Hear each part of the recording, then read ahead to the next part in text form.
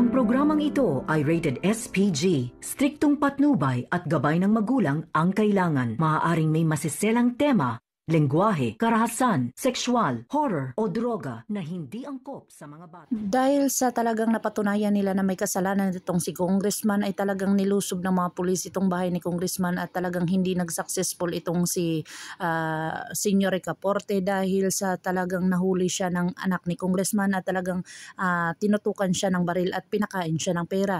Pero itong ang si Ricaporte ay tapang-tapangan at hindi talaga tinag at hindi niya tinanggap ang perang inalok ni Congressman sa kanya, kung saan ito ay nagdulot ng talagang madugong paglalaban. Dito na naubos ang mga tauhan ni Ricaporte at talagang hindi ito nakaligtas itong si Ricaporte dahil sa talagang tinali at hinostage din siya nito. Dito na pumunta si Black Rider at talagang porsigido ito na malaman ang katotohanan dahil umamin na ang isang pulis na kanyang pinatay at talagang itinuro itong si Congressman at dinala daw itong si Neneng doon sa kanilang mansyon na kung saan talagang titikman na ni Congressman ang kanyang regalo ng kanyang anak na kung saan ito ngang si Neneng.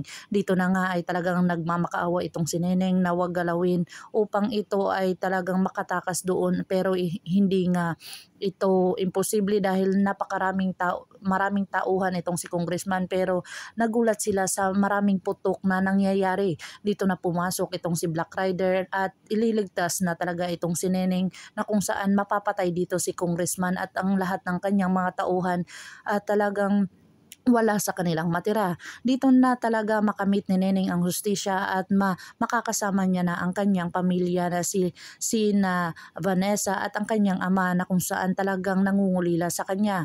Dito na nga si Vanessa ay sinugod itong kapatid ni Hector na kasing sama ng kapitana at talagang sinabunutan niya ito.